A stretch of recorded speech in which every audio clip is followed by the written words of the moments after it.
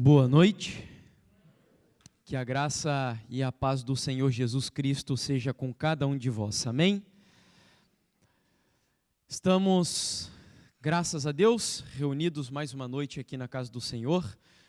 Já é o nosso terceiro tema, nos restam apenas mais 5 para concluirmos essa nossa semana, que basicamente está ainda começando. Hoje nós vamos finalizar a primeira parte da nossa semana de oração, tratando um pouco ainda sobre essa relação da identidade com, especialmente hoje, a cultura contemporânea. Como eu já havia anunciado, o tema de hoje será princípios e cultura. Então a gente vai ampliar um pouco mais o assunto, tentando compreender como relacionar essas duas coisas e até que ponto eu posso ou não posso ser afetado pela cultura do meu país, da minha sociedade e etc.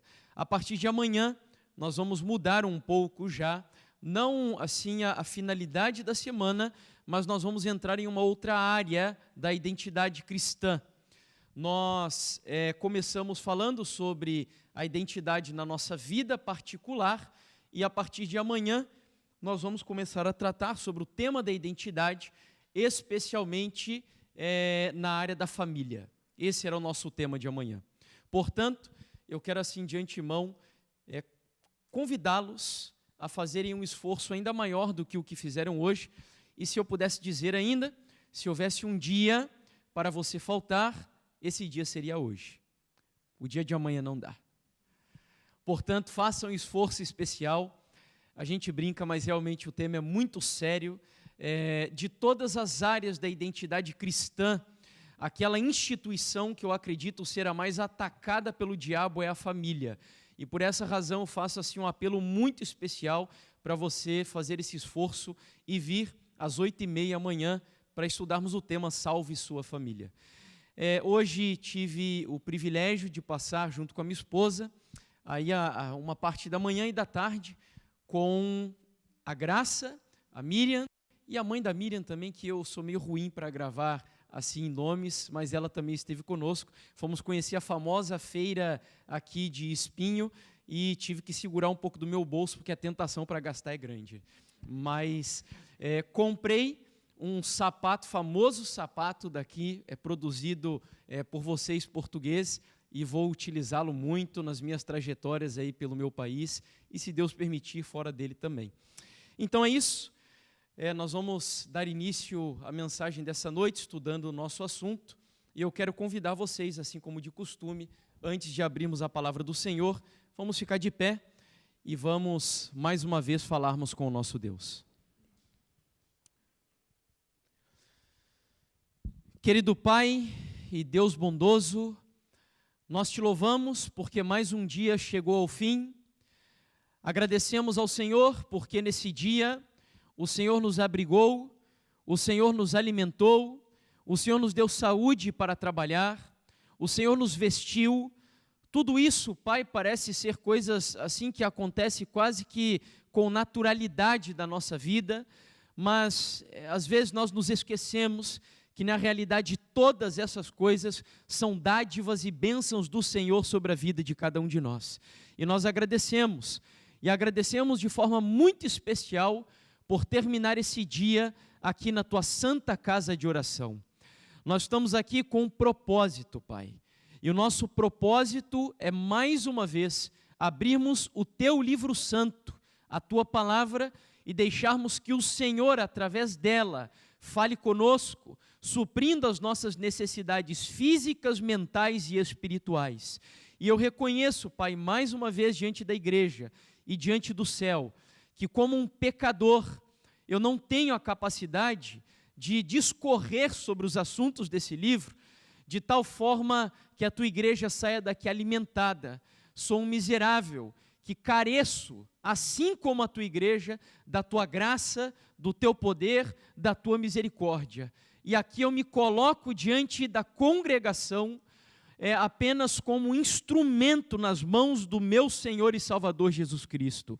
E eu me submeto à direção dEle, pedindo que mais uma noite Ele me use, Pai, para a glória do Teu nome e para a edificação espiritual da igreja. Que a igreja adventista do sétimo dia de Espinho e a igreja do céu seja uma única igreja em nome do Senhor Jesus. Essa é a minha e a nossa oração, por Jesus Cristo nosso Senhor. Amém, Pai. Crianças selvagens ou meninos lobo. Essas são algumas histórias de bebês que foram abandonados em florestas ao redor do mundo ou em lugares isolados. E durante o tempo em que esses bebês permaneceram em estados de abandono, não tiveram nenhum tipo de contato com os seres humanos. Em realidade, quando essas crianças foram já aí encontradas, já estavam em idades assim bastante avançadas, com cerca de 5, 6, 7 ou até 8 anos de idade. E o que os estudiosos perceberam ao encontrarem essas crianças, que durante o tempo de abandono foram criadas por lobos ou animais aí das florestas, é que essas crianças contraíram ou absorveram o comportamento de animais. Essas histórias são tão verdadeiras que inspiraram um famoso desenho antigo da Walt Disney. Obviamente eu não recomendo que assistam, apenas conto como curiosidade, mas o desenho do Mowgli, o Menino Lobo. E o caso mais conhecido no meio histórico e antropológico é o caso de duas irmãs chamadas Amala e Kamala, que foram encontradas na Índia no ano de 1920. Quando essas irmãs foram achadas, os estudiosos perceberam que elas se alimentavam apenas de carne crua ou podre. E, além disso, elas não falavam absolutamente nada. Apenas emitiam ruídos como os animais e, da mesma forma, para caminharem, elas não utilizavam os 2 membros inferiores. Andavam sobre os 4 membros como um animal comum. Não falavam, obviamente, absolutamente nada, como eu acabei de comentar.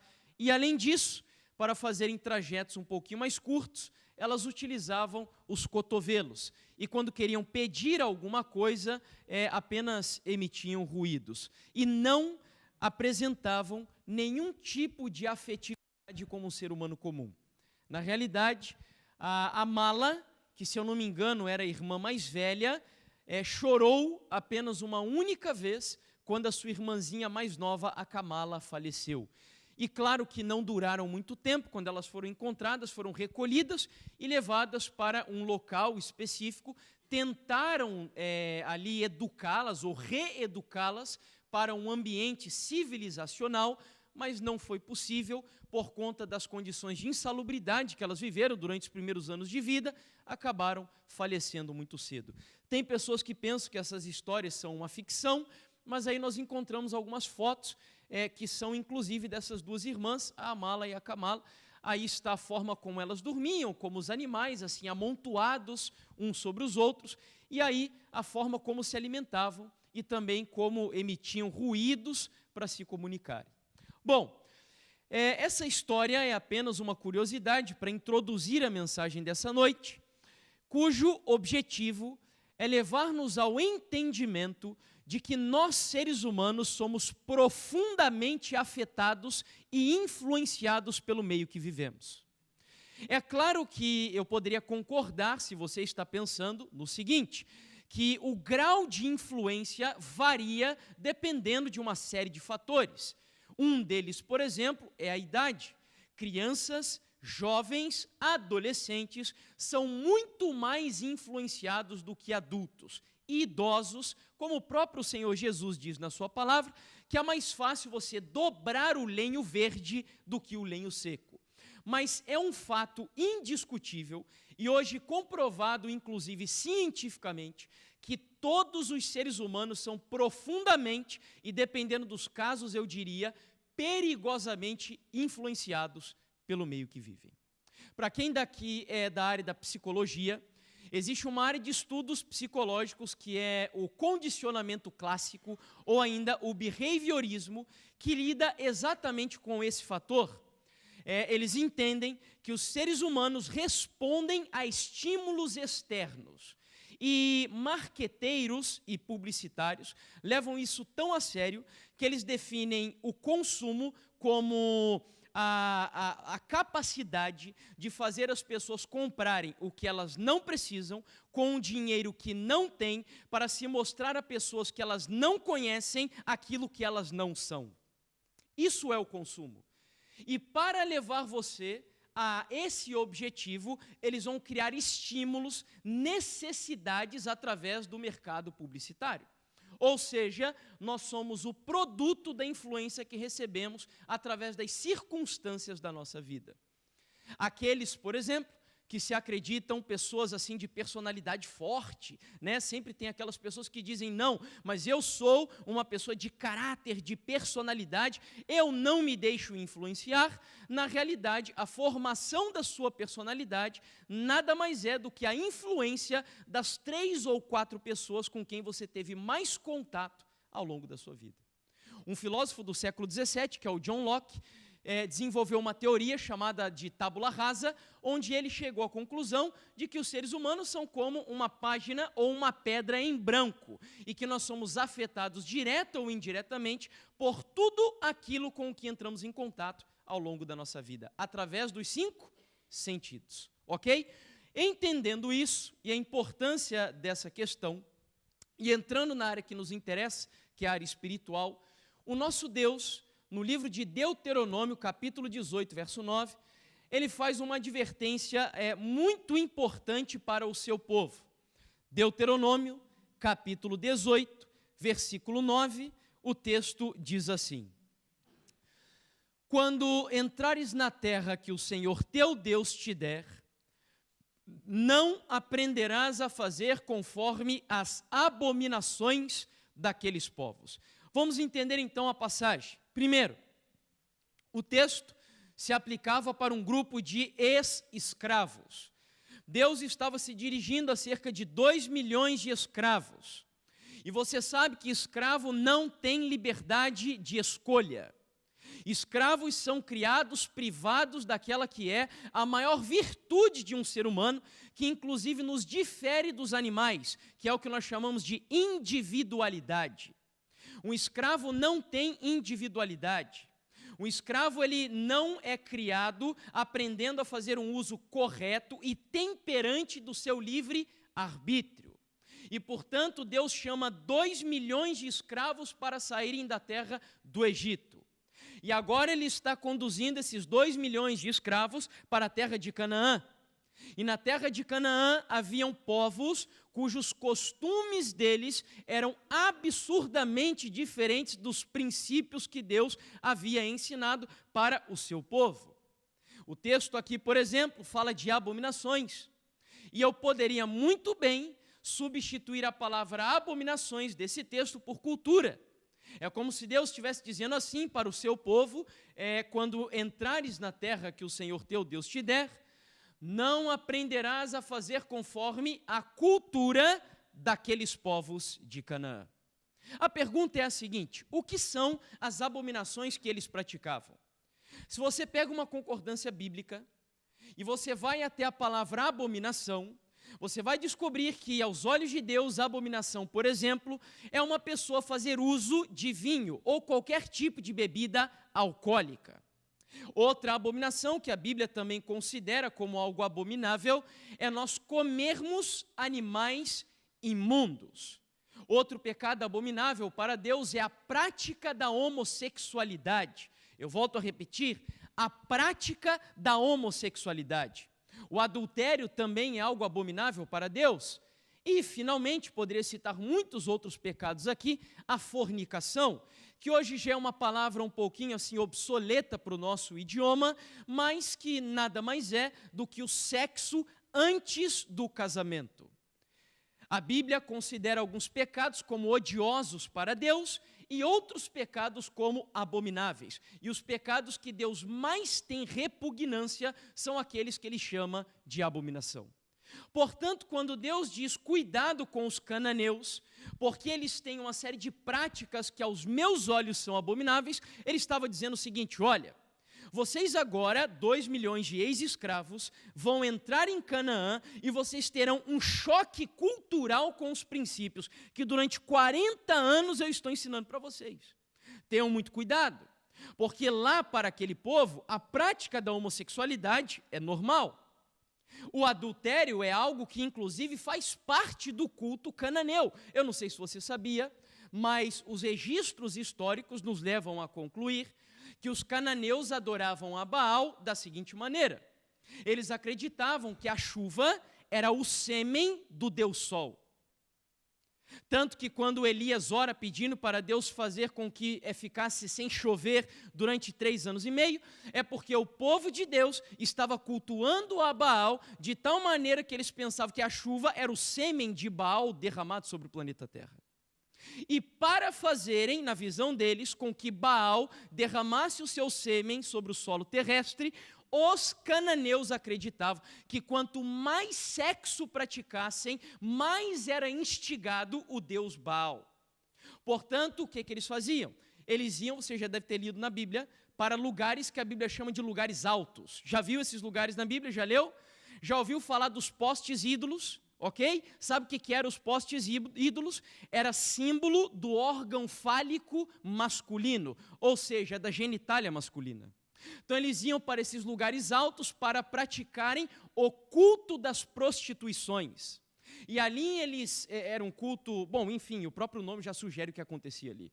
Havia troca de casais, homem com homem, mulher com mulher, e 2, 3, 4, 5 pessoas, porque eles entendiam que isso motivava Baal a derramar o sêmen sobre o solo terrestre. Portanto, Deus chega para o povo e diz: olha, tenha cuidado. O que para esse povo é cultural, é algo totalmente normal, para mim, para vocês, como eu vos tenho ensinado, é algo abominável. E assim foi. O povo de Deus, então, agora chega no Vale de Sitim. E o Vale de Sitim era um vale muito fértil que separava o povo de Deus da primeira cidade que eles entrariam quando pisassem no solo de Canaã. A única coisa que separava o povo de Deus do Vale de Sitim e de Canaã era o Rio Jordão. E então agora eles acampam sobre o Vale de Sitim. Eles armam as suas tendas e estão ali tranquilamente esperando com que Moisés prepare todas as estratégias para que eles entrem em Canaã. Lembra qual era a primeira cidade de Canaã que o povo de Deus conseguiu conquistar?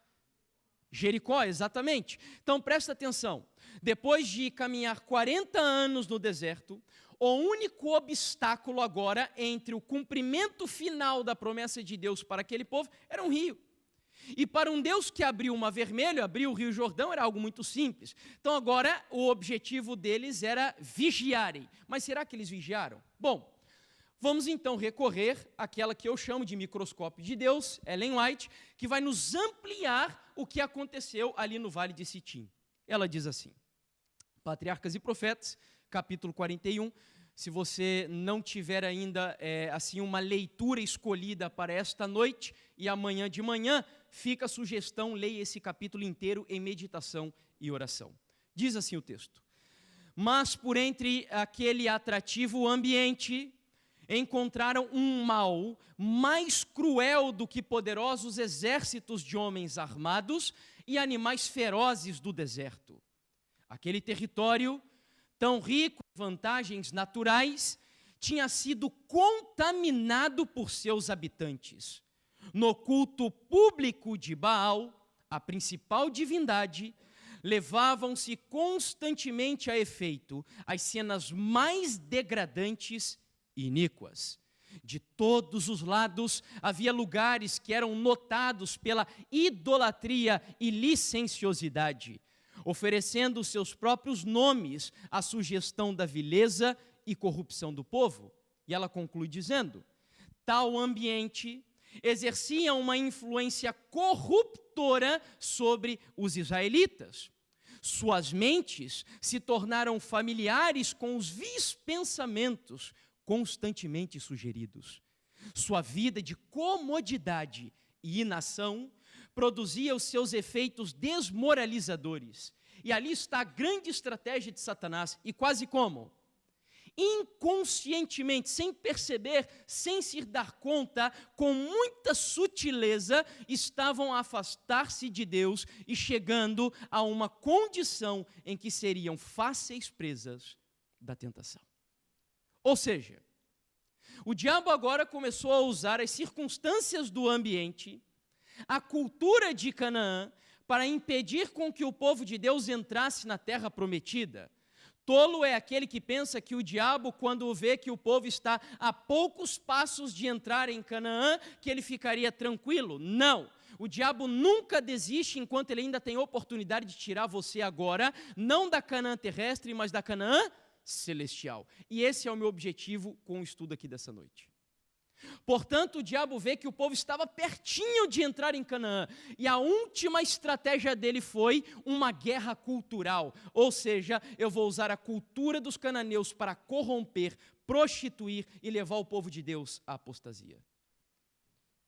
Traduzindo aqui o que nós vimos, é como se o povo de Deus estivesse cercado de outdoors, de novela, de filmes, de música e de uma série de coisas e valores que para os cananeus era comum, que o povo de Deus pouco a pouco foi se inserindo tão sutilmente naquela cultura, que o que antigamente eles viam como abominável, agora era tolerável. Bom, qual foi o problema disso?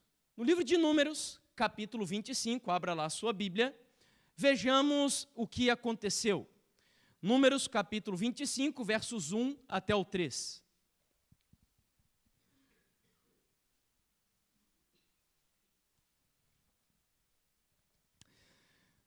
Números, capítulo 25, versos 1 ao 3, vejamos o resultado do povo de Deus ceder à cultura de Canaã. Habitando Israel em Sitim, começou o povo de Deus a fazer o quê? Eu não ouvi, a fazer o quê? Prostituir-se com as filhas dos moabitas. Estas convidaram o povo aos sacrifícios dos seus deuses. E o povo comeu e inclinou-se aos deuses delas. Juntando-se Israel a Baal-Peor, a ira do Senhor se acendeu contra Israel. A coisa chegou em um grau assim tão catastrófico, e o povo estava tão contaminado pela cultura de Canaã, que eles já estavam assim num nível de audácia tão grande, enquanto os juízos de Deus caíam sobre o acampamento do povo de Deus, houve um homem, que a Bíblia cita, por exemplo, que pegou uma mulher, levou-a para dentro da sua tenda, diante do santuário de Deus, e começou, entendo eu, a se relacionar com aquela mulher.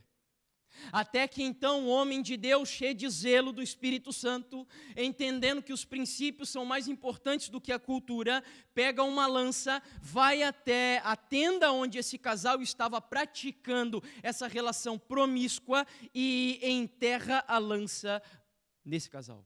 E a praga cessa imediatamente. Bom, portanto nós vemos aqui que o diabo tem uma estratégia muito sutil de usar a cultura de Canaã para seduzir o povo de Deus e fazê-lo se desviar dos princípios naquela época judaicos. Como ele fez isso? Primeiro, ele usou um homem de Deus, um homem que num primeiro momento se dizia, não, eu sirvo a Jesus, eu tenho um objetivo que é me misturar com o povo para ganhar o povo. Vocês se lembram qual era o nome desse homem? Balaão. Balaão se dizia ser um homem de Deus. Balaão se dizia ser um profeta de Deus. É por isso que Jesus nos adverte nos últimos dias, para que tenhamos cuidado. Porque muitos virão em meu nome dizendo, eu sou o Cristo, e enganarão a quantos? Portanto, tenha muito cuidado. Porque hoje virou assim, é popular. Lá no meu país, lá no Brasil, é moda as pessoas dizerem que são cristãs. Neymar utiliza, por exemplo, quando faz, aí agora foi proibido, né, pela FIFA, mas agora não, já há algum tempo, mas fazia gol e tirava lá fitas na cabeça, camisas dizendo 100% Jesus. Mas quando você vê a vida que o Neymar leva, é uma vida totalmente contrária à vida de um cristão bíblico. Ou seja, virou moda dizer que é cristão. Então tenha muito cuidado com aqueles que dizem que são cristãos, mas que não estão vivendo segundo os frutos de quem? do Espírito Santo de Deus. Bom, então Balaão chega e diz, olha, agora eu tenho uma proposta para vocês, afinal de contas eu sou profeta. E nós precisamos ganhar os midianitas. Nós precisamos nos misturar com os midianitas. Então vamos fazer o seguinte, vamos para uma festa deles. Vamos participar de uma festinha, uma coisa simples, não tem problema nenhum. Afinal de contas, nós precisamos ser o sal da terra e a luz do mundo. Então, o povo de Deus achou a proposta boa, lógico que aqueles que não estavam vigiando. E eles foram para aquela festa dos midianitas. Tudo isso está escrito no Patriarcas e Profetas. E além disso, no livro de Flávio Josefo, que é um historiador judaico, chamado História dos Hebreus. Ele relata também os episódios dessa apostasia do povo de Deus no Vale de Sitim. E então eles vão para a festa. Quando eles chegam lá na festa, as músicas começam a fazer com que o povo baixe a sua norma. Como assim? Música faz com que eu baixe as normas? Sim. Só cito um exemplo. Ellen White diz que, dependendo do tipo de música que ouvimos, as músicas podem incitar as paixões baixas dos seres humanos.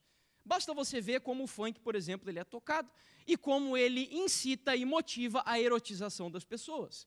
E então o povo de Deus estava ali agora num ambiente totalmente mundano, as músicas fazem com que eles percam a percepção espiritual das coisas, a ponto de Balaão oferecer-lhes agora vinho para beber.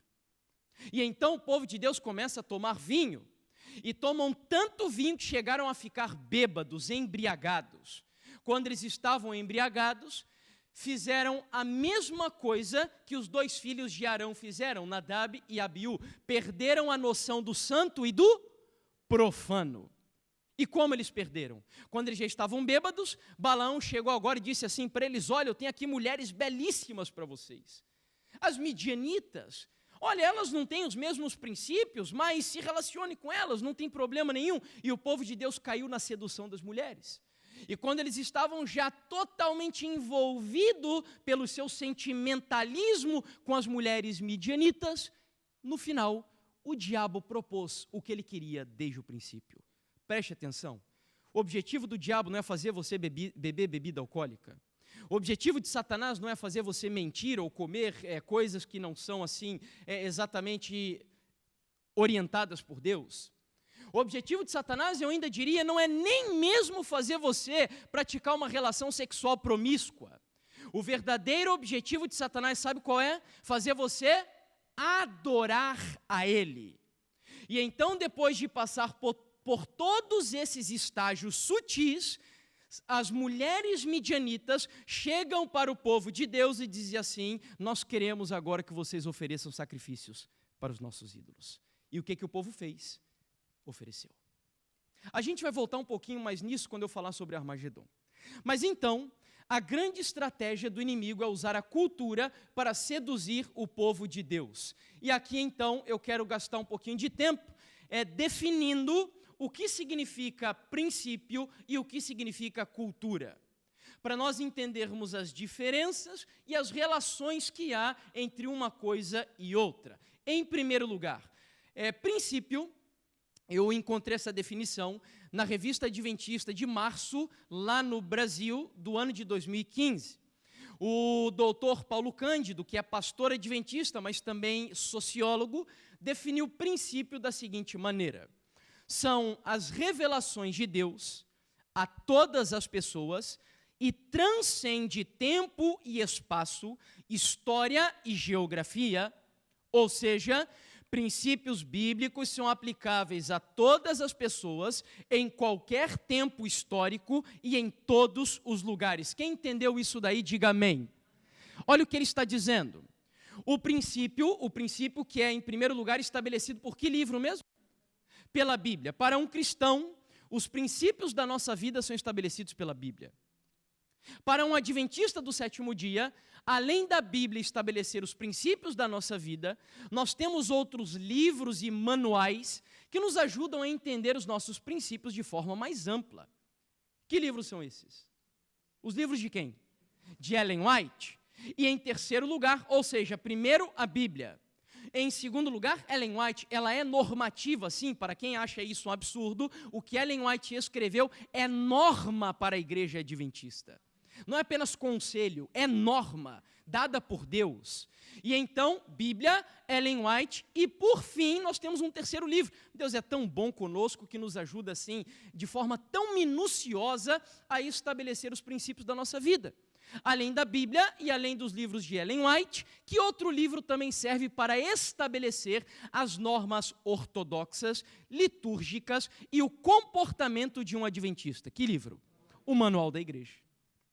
Portanto, princípios bíblicos são aplicáveis para todas as pessoas, em todos os lugares, em qualquer tempo histórico e em todas as épocas. O que isso quer dizer? Que seja no Brasil, seja na América, na Europa, na Ásia, na África, não importa em que continente você viva e tampouco em que época você esteja, princípio bíblico é imutável, porque a Bíblia diz que foi estabelecido por um Deus que não muda e que é o mesmo ontem, hoje e o será para todo sempre. Ah, mas hoje é absolutamente normal os jovens praticarem sexo antes de se casarem. O problema é da nossa cultura contemporânea. Deus não se adapta à cultura.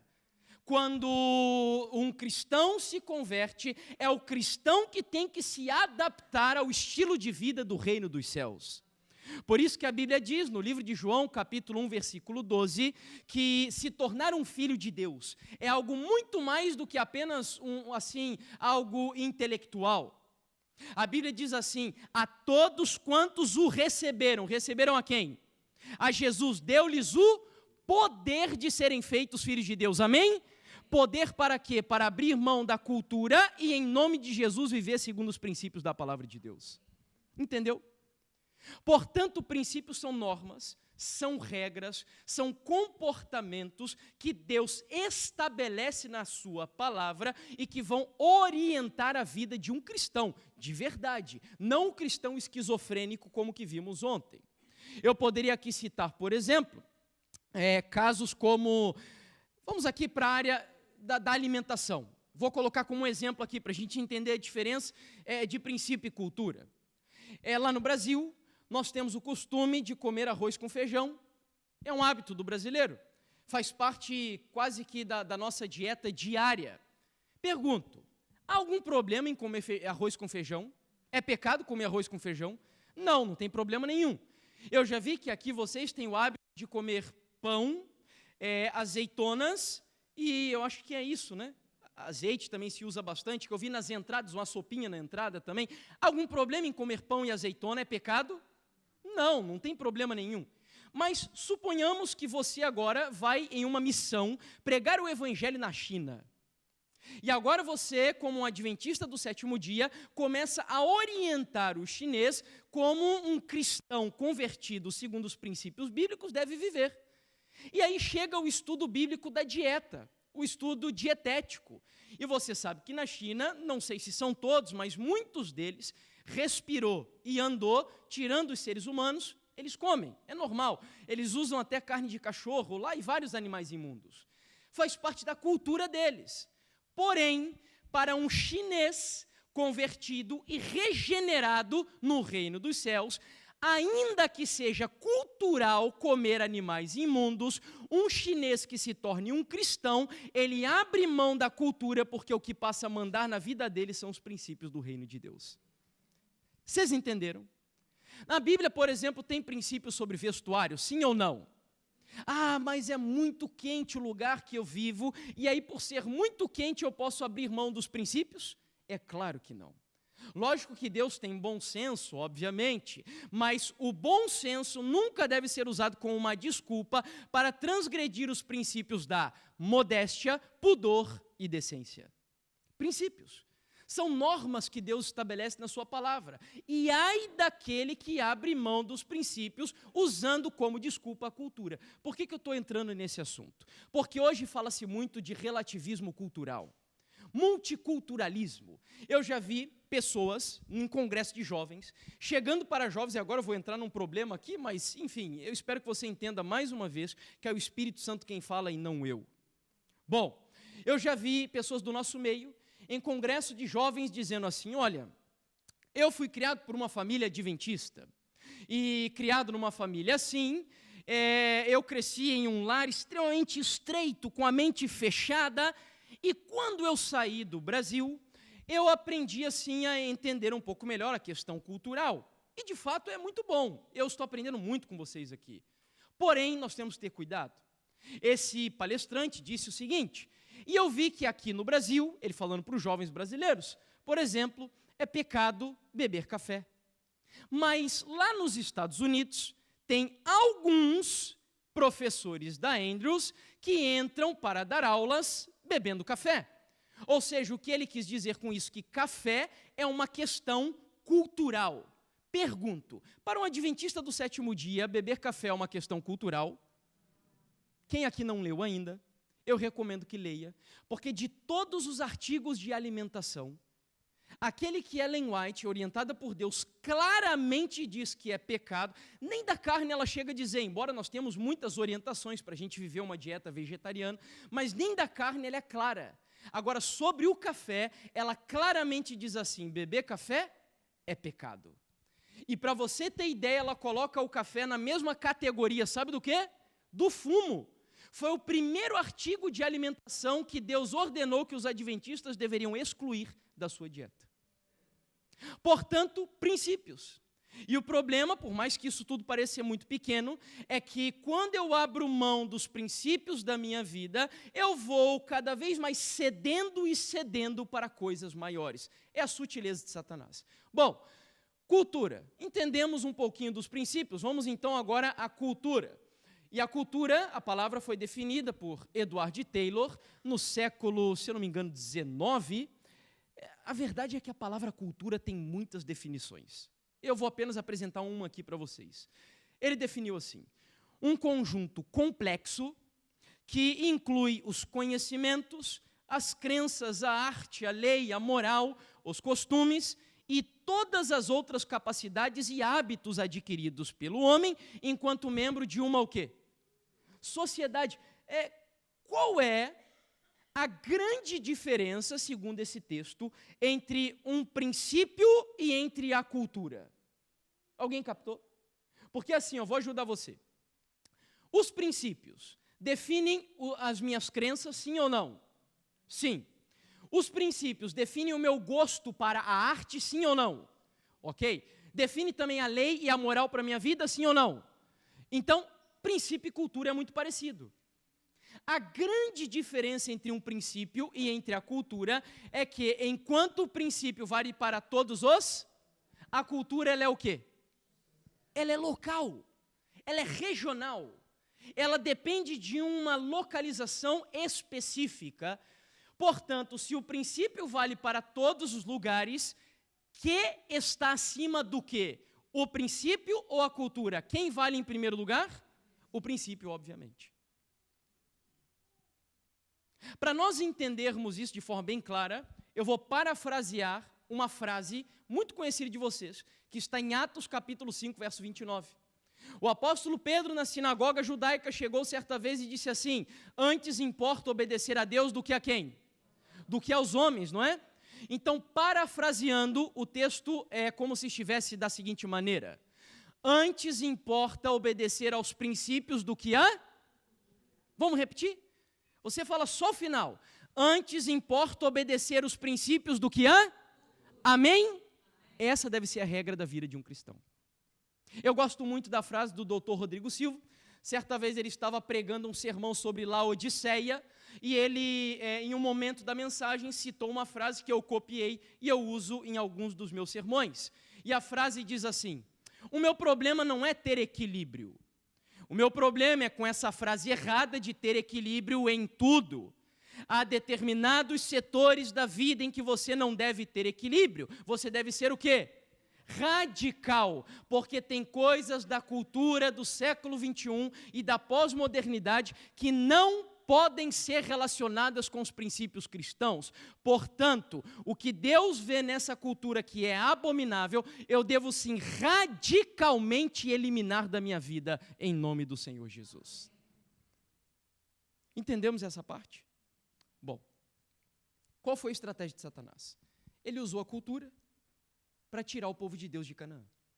E aí eu quero dizer algo para você. Nós estamos alarmados, porque nas profecias adventistas, nós temos o entendimento de quem é a besta.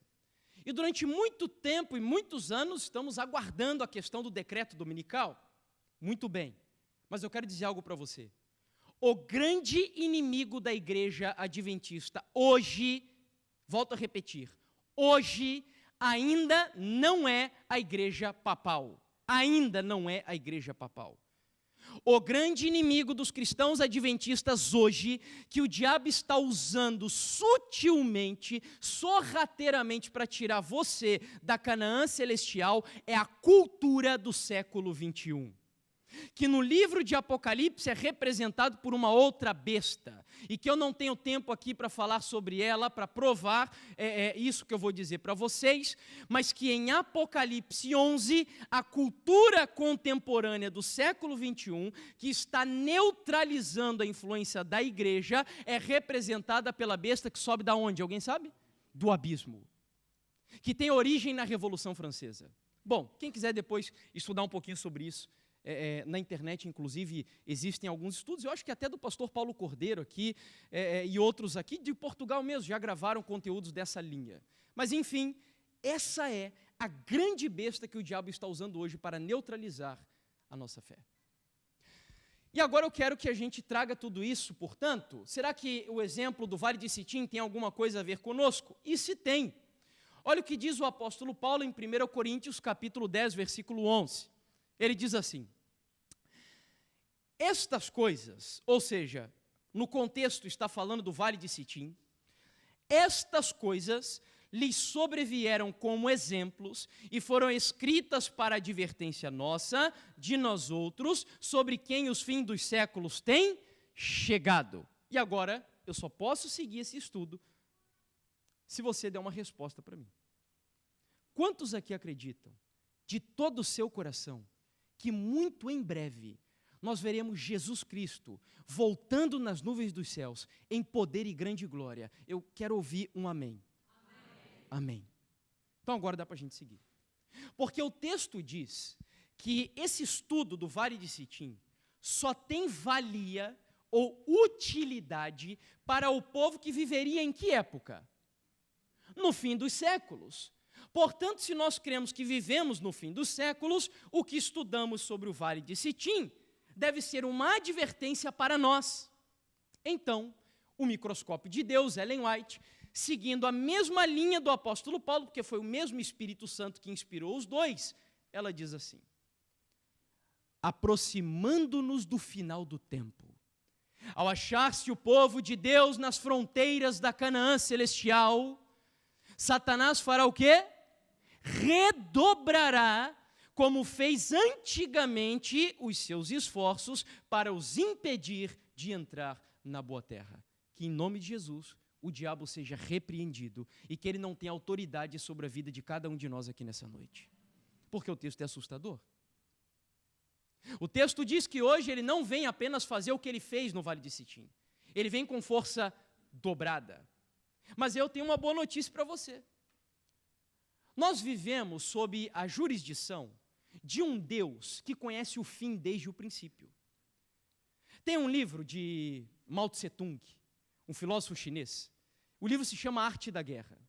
E ele diz assim, olha, não com essas palavras exatamente, mas que uma forma segura de você vencer uma guerra é você possuir as suas estratégias e conhecer as estratégias do inimigo. É 100% de certeza que você ganha a batalha. Portanto, nós temos um Deus que traçou as estratégias para nós e, além disso, está desvendando as estratégias do diabo.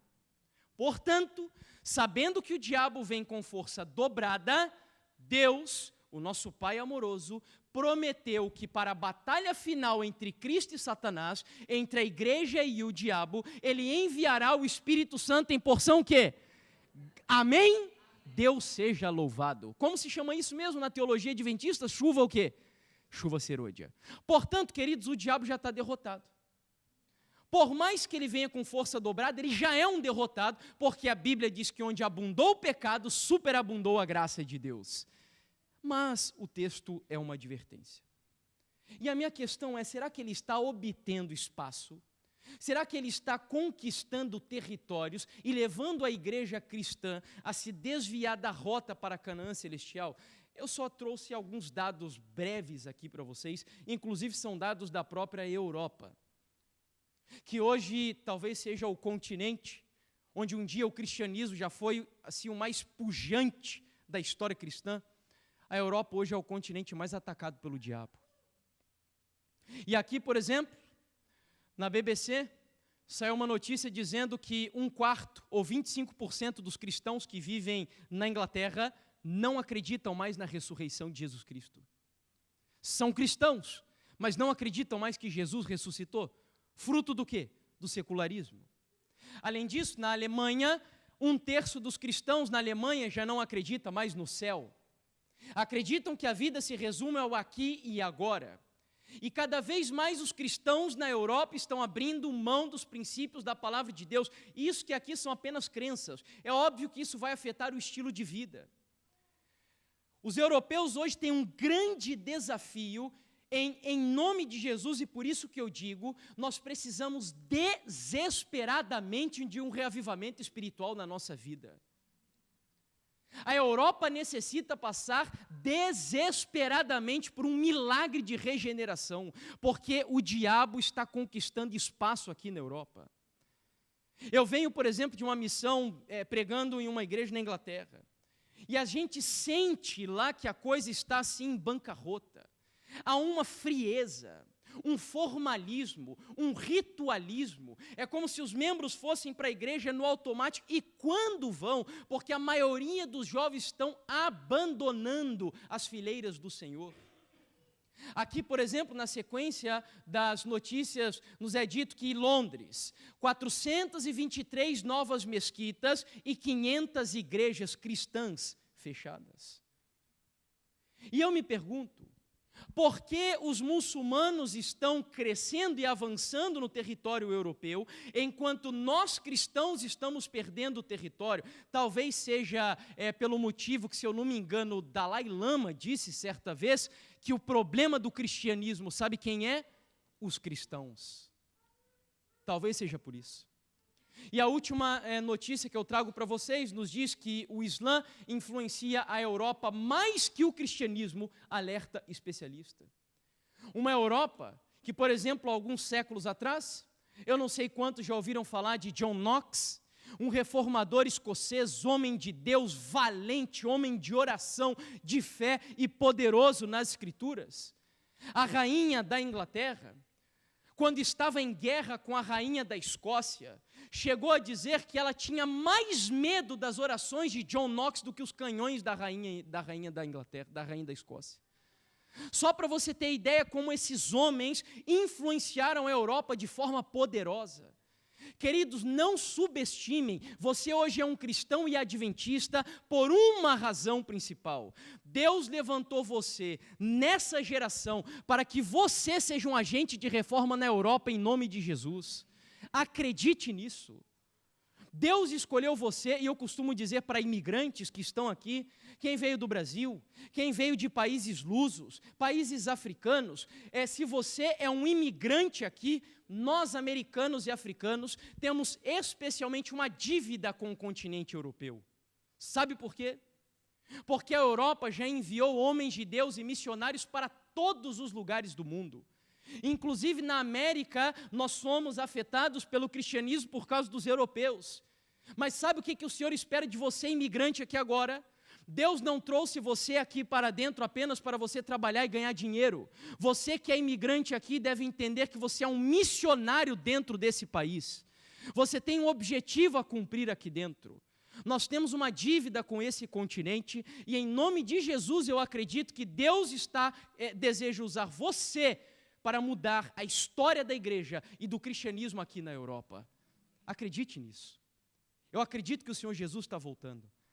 E há uma profecia bíblica, do espírito de profecia, que diz que antes de Jesus voltar, a igreja experimentaria um reavivamento espiritual tão poderoso que seria semelhante e até maior, ela chega a dizer, do que aquele que os apóstolos experimentaram no Pentecostes. Já pensou? Já pensou você saindo pelas portas da sua casa, depois de passar tempo no altar de oração e na presença de Deus, e as pessoas olharem para o seu rosto e dizer: olha, eu vejo que tem uma glória iluminando na sua face. É isso que Deus está dizendo que vai acontecer nessa época. E é isso que Ele quer que aconteça na sua vida. Só que isso não é fruto do acaso, é fruto de oração, é fruto de batalhas, lutas realmente no altar da oração, do estudo da Bíblia e obedecendo os princípios da palavra de Deus. Sabe, queridos, a gente vai entrar aqui agora na conclusão da mensagem.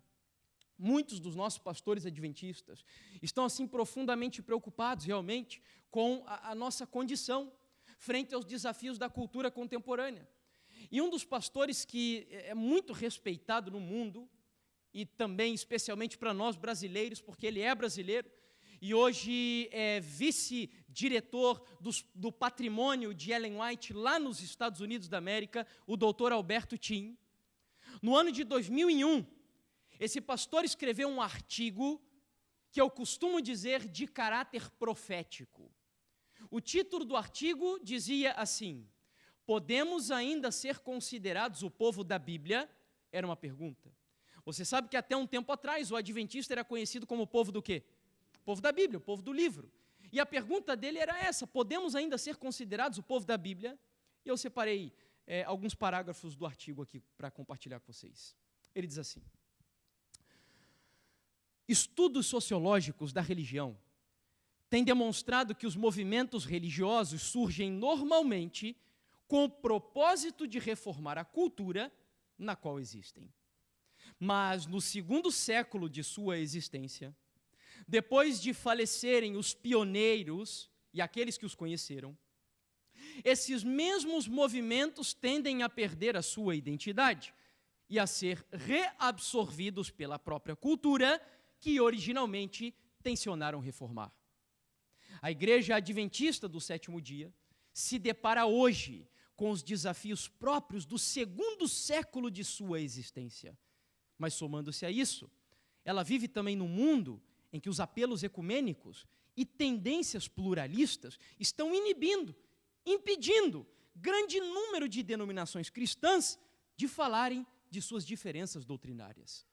Sob as fortes correntes da globalização ecumênica, tais denominações acabaram perdendo quase que completamente a sua própria identidade. Isso nos leva a indagar: não estaria também a Igreja Adventista do Sétimo Dia correndo risco de perder a sua identidade? E eu acredito que quando o pastor Alberto Tim fez essa pergunta, ele olhava para mim e para você, os membros da Igreja Adventista. Será que você, adventista que está aqui hoje, não está correndo risco de perder a sua identidade? E aí no artigo ele cita um caso muito curioso. Ele diz assim: o pastor Andrews, primeiro missionário da Igreja Adventista enviado ao exterior, certa vez chegaram para ele e disseram assim: pastor Andrews, se por acaso todas as Bíblias do mundo se perdessem, você poderia reproduzi-la de memória? Ele disse assim: olha, o Antigo Testamento eu não me garanto, mas caso o Novo Testamento se perdesse, eu poderia reproduzi-lo palavra por palavra. Bom, uma pergunta, não precisa levantar a mão, não quero constranger ninguém, mas apenas para refletirmos. Quantos de nós aqui temos apenas os 10 mandamentos de memória, mas não os 10 mandamentos assim: não farás para ti imagem de escultura e ponto final? Não, com tudo que está escrito ali. Não farás para ti imagem de escultura, nem coisa alguma do que há em cima do céu, etc, etc, etc. Quantos, não precisa levantar a mão, quantos de nós temos só os 10 mandamentos memorizados? Quantos poderíamos repetir aqui o nome dos 12 apóstolos de memória? Mas quantos de nós talvez poderíamos dizer os jogadores da seleção brasileira ou portuguesa de memória? Sabe qual é o nosso grande problema? Não é tanto falta de conhecimento. O grande problema da igreja hoje é falta de conhecimento bíblico, conhecimento que preste, conhecimento útil, cultura útil. Isso é o que falta para nós como igreja. E é isso que o pastor Alberto Tim está ali dizendo, olha, a gente está perdendo nossa identidade. Porque hoje, ao invés de gastar tempo lendo os livros de Ellen White, Bíblia e livros produzidos pela igreja, os nossos jovens estão lendo Harry Potter, os nossos jovens estão lendo Senhor dos Anéis, e achando que isso tudo não faz mal. Sendo que Ellen White tem textos e textos e textos condenando, leituras do tipo ficção e bruxaria, e a Bíblia mesmo condena isso. E olhe lá quando se lê, nós estamos assistindo essas coisas. Eu costumo dizer assim, não sei quantos sabem, Ellen White na época dela condenava, ou melhor, ela orientava, aconselhava as mulheres da sua época a não lerem livros de romance e novela. Porque ela diz que isso tornava a mente das irmãs enfermiça, sentimental, e quando se casavam, criavam castelos na areia, pensando que a vida de casamento era uma vida assim meio romântica, aquela coisa principesca, tipo Romeu e Julieta. E não é assim. E aí eu fico imaginando, se ela já orientou a gente não ler, imagine se ela vivesse na época da televisão. Eu nem sei o que ela diria. Nem sei o que ela diria. Bom, você precisa meditar nessa pergunta. Tudo que eu estou pregando aqui, o meu objetivo não é que você olhe para ninguém dentro da igreja. Eu não quero que a gente saia daqui olhando para o irmão X, Y e Z, pensando assim, bah, esse daqui está longe de Deus, esse daqui está mais ou menos, esse daqui é o cara. Não é esse o objetivo. As mensagens que eu trouxe para vocês nessa semana têm um único objetivo, é você olhar para uma pessoa aqui dentro da igreja. Que pessoa é essa? Você mesmo. É você fazer uma autoanálise da sua vida.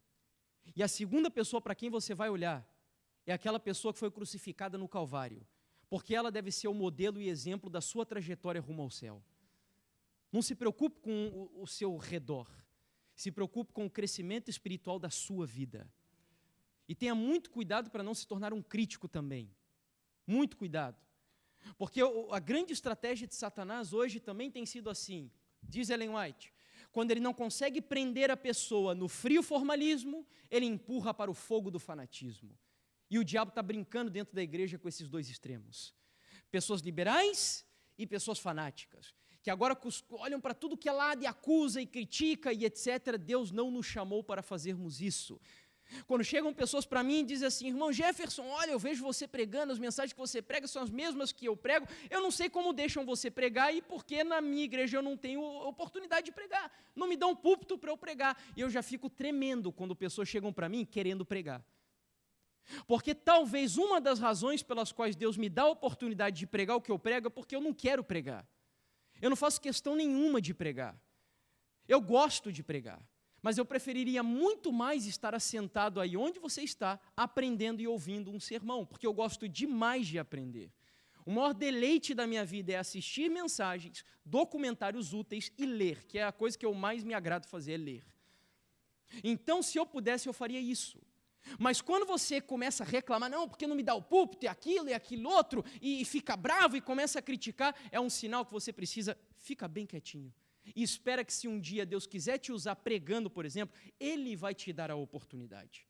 E se Ele não te der, fica tranquilo. E espere que Deus use a sua vida do jeito que Ele quiser. Não se torne um crítico da igreja e dos outros. A nossa igreja e os nossos pastores precisam da nossa ajuda e não da nossa crítica. Amém? Ok, para concluirmos. Um pastor metodista, no ano de 1972, escreveu um livro.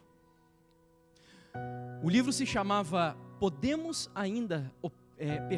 livro se chamava assim, Por que as igrejas conservadoras estão crescendo? 1972. 10 anos depois, esse mesmo pastor metodista foi convidado para ir na Andrews, a nossa universidade principal, lá nos Estados Unidos. O objetivo era que esse pastor falasse sobre o seu livro para os nossos teólogos. E então, o pastor metodista começa o discurso da seguinte maneira, olha, penso que seja um pouco irônico que alguém de uma igreja em declínio, a igreja metodista, por causa do liberalismo, por sinal, venha falar sobre crescimento de igreja, para um grupo que tem tido uma taxa sólida e significativa de crescimento: os adventistas. Ao longo do discurso, ele concluiu com essas palavras: se os adventistas querem parar de crescer e diminuir o número dos seus membros de forma constante, como todas as outras igrejas, tudo o que devem fazer é enfatizar que a abstinência de álcool, fumo, cafeína, não é na realidade essencial para a salvação. Devem salientar também que o vegetarianismo não é afinal tão relevante e que o lava-pés é algo ultrapassado.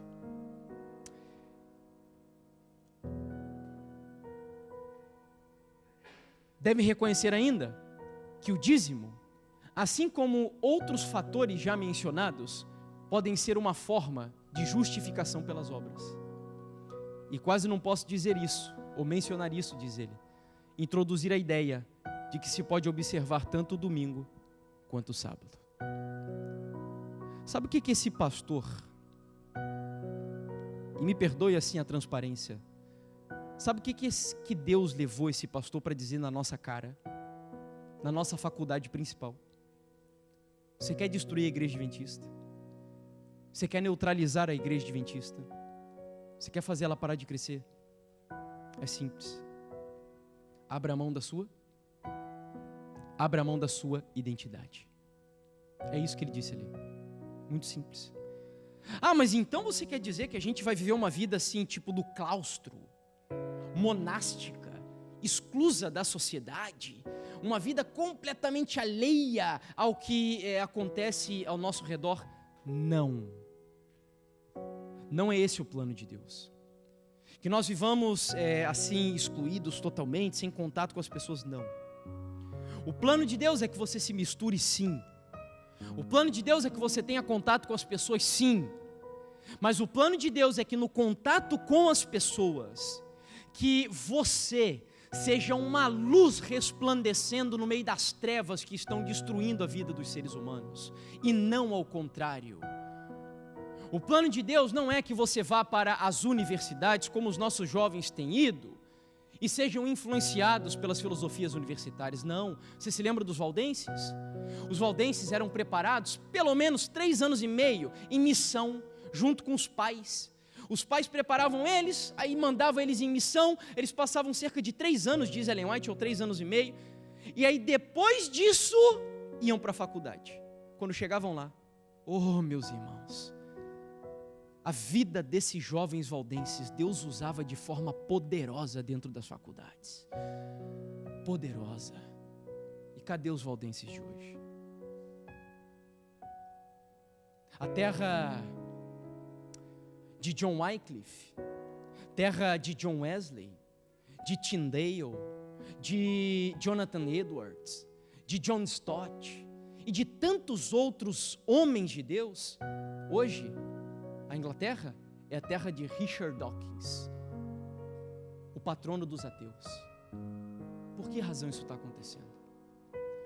Muitos cristãos hoje pegam o livro de Romanos e dizem assim: não, mas basta aceitar a Jesus com a minha boca que eu estarei salvo.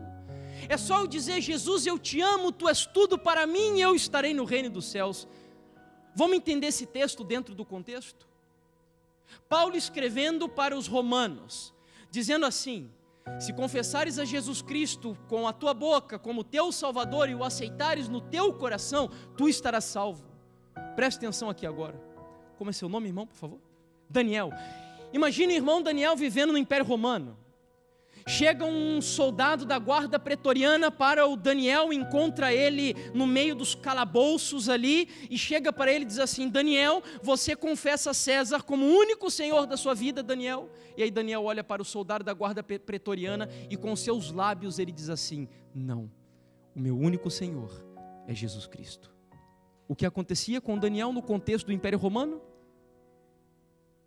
Era enviado para as arenas, ou para o Coliseu, na época do Coliseu, para ser mastigado pelas feras, crucificado, ou na época de Nero, pregado no madeiro, banhado em piche e aceso em chamas de fogo, para iluminar os corredores da famosa Ápia das ruas do Império Romano. Isso era ser cristão naquela época, e isso era confessar Jesus com a sua boca. Eu termino com uma frase de Ellen White, onde ela diz assim: quando a religião de Cristo for mais desprezada, quando sua lei mais desprezada for, então deve o nosso zelo ser mais ardoroso e o nosso ânimo e firmeza mais inabaláveis. Permanecer em defesa da verdade e da justiça quando a maioria nos abandona. Ferir as batalhas do Senhor quando são poucos os campeões. Essa será a nossa prova. Naquele tempo, devemos tirar calor da frieza dos outros, coragem da sua covardia e lealdade da sua traição. O meu desejo, a minha oração nessa noite, queridos, é que o Senhor Deus resgate em toda a sua plenitude a identidade cristã e adventista do sétimo dia na vida de cada um de nós. E para fazer isso na minha vida, que não foi nem um resgate, e da minha esposa, Ele precisou ser radical. Eu não vou gastar muito tempo agora, mas eu prometi para vocês que eu terminaria com a minha história. E então, depois de nos levar para a experiência mais radical da nossa vida, eu terminei dizendo para vocês que ao passar pelo deserto, nós voltamos ao Brasil depois de 11 meses. E agora eu tinha um grande desafio. O desafio era chegar para todos aqueles que um dia eu liderei, dizendo que a igreja era Babilônia, que a igreja não era mais de Deus, chegar para eles e dizer que eu estava errado. Foi muito difícil. Primeiro eu fui lá para Curitiba, e ali eu tinha a minha igreja, e falei isso no nosso conselho administrativo do ministério. Eu ainda não cria na Trindade, mas já uma série de coisas eu havia superado. Eu já entendia melhor o que era a missão da igreja, entendia que a igreja não era Babilônia, já acreditava que Jesus era Deus, porque para você ter ideia, eu não cria nem que Jesus era Deus. E aí havia superado várias coisas, mas ainda não cria na Trindade.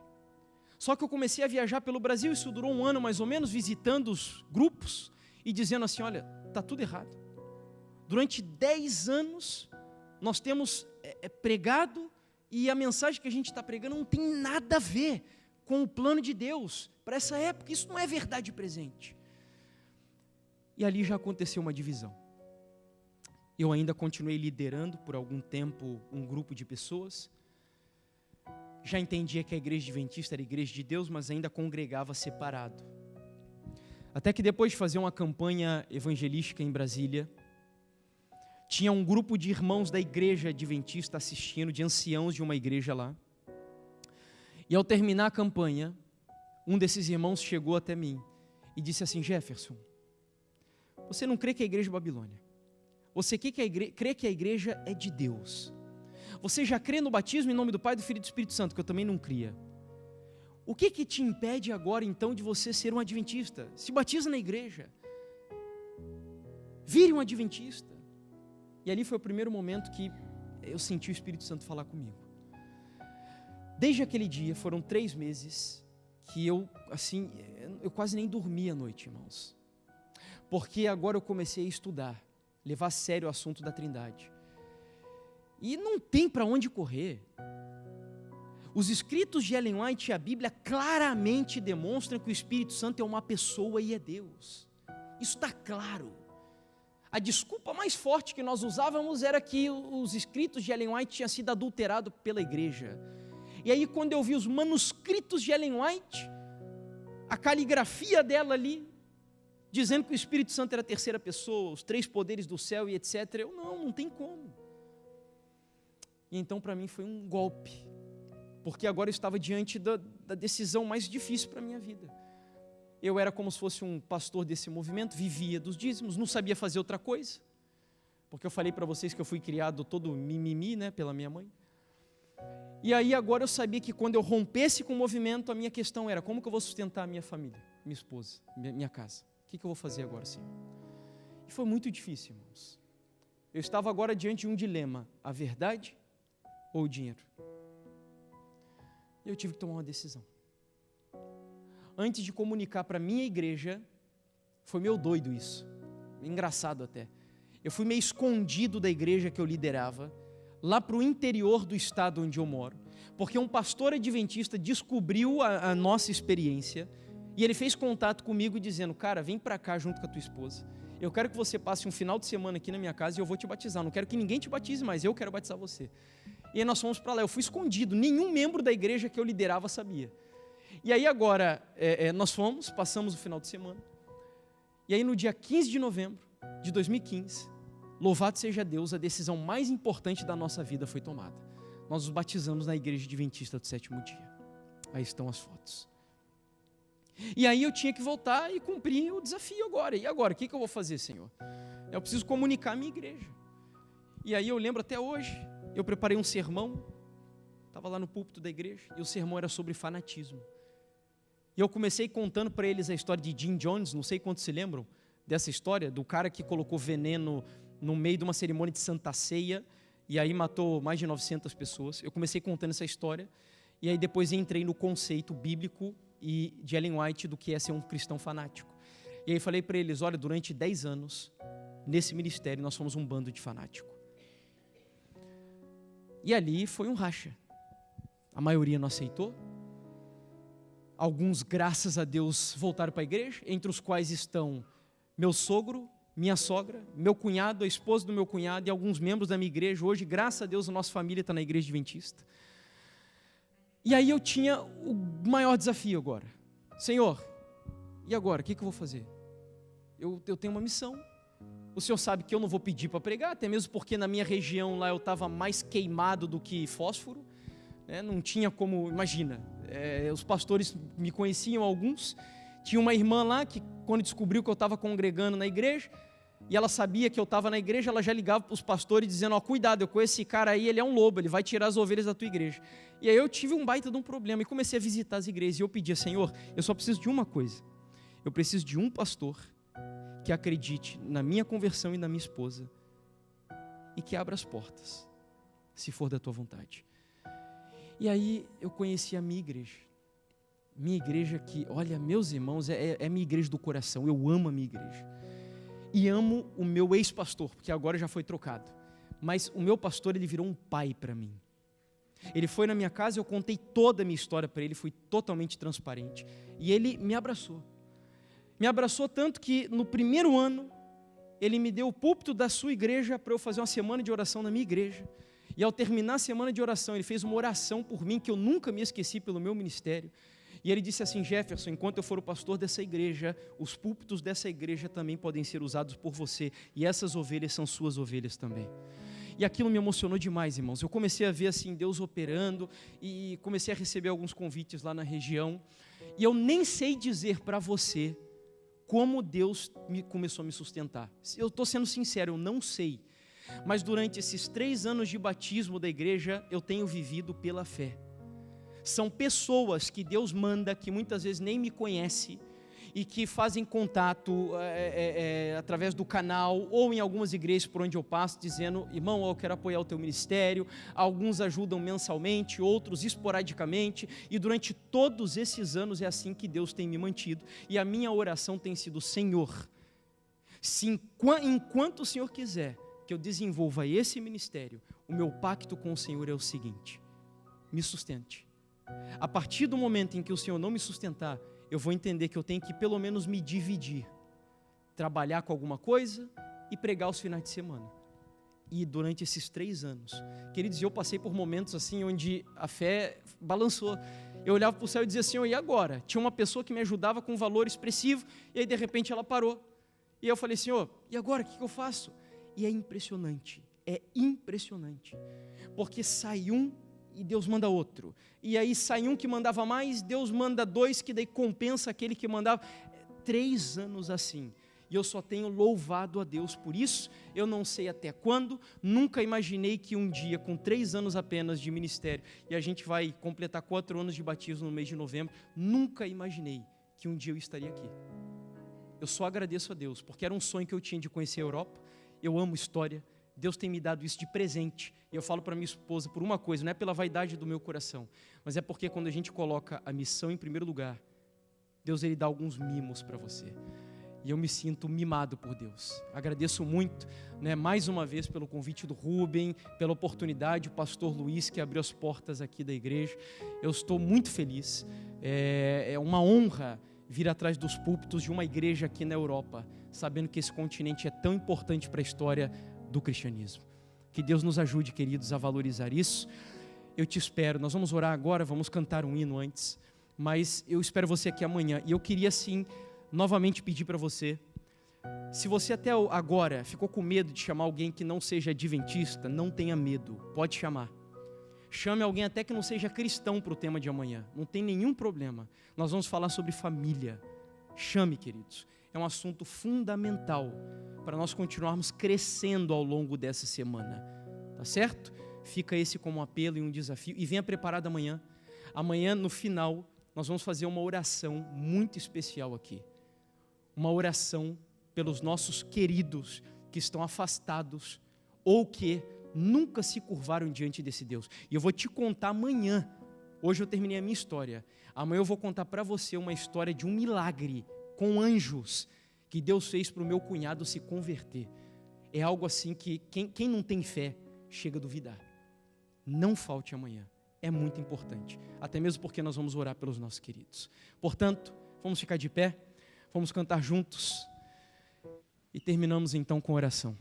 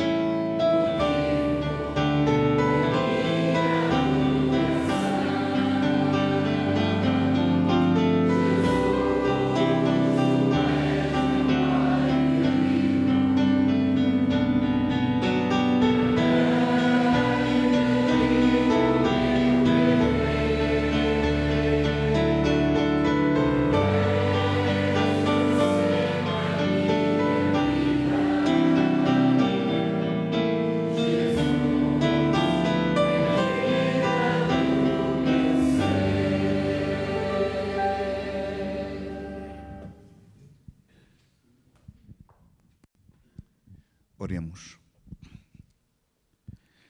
Senhor nosso Deus, nós queremos neste momento, Senhor, encontrar as palavras certas para falar contigo, mas o que nos vem ao nosso pensamento é gratidão, humildade e uma súplica muito simples, Senhor. Continua a insistir connosco, Amém. porque sabemos que Tu nos amas de um amor eterno e não queres perder ninguém. Seja qual for a situação em que nos encontramos, o Teu Santo Espírito, Senhor, é persuasivo, é convincente e quer conquistar o coração de cada um de nós. Amém. Por isso, Senhor, continua a reclamar, continua a exigir de nós uma entrega, uma humildade, um coração humilde, disponível para Te ouvir, para Te aceitar. E nós Te agradecemos muito do fundo do coração o ministério de filhos Teus, como aquele que está aqui ao meu lado, o Jefferson, que entregou a sua vida, o seu coração a Ti, está ao Teu dispor para apresentar de forma poderosa a Tua palavra, sem qualquer equívoco, Senhor. E nós queremos ouvir a Tua palavra. Amém. Por isso, obrigado por esta bênção, por esta noite uma vez mais. Nós Te agradecemos. Leva-nos nos Teus braços. Abençoa a todos. Em nome de Jesus Te agradecemos. Amém.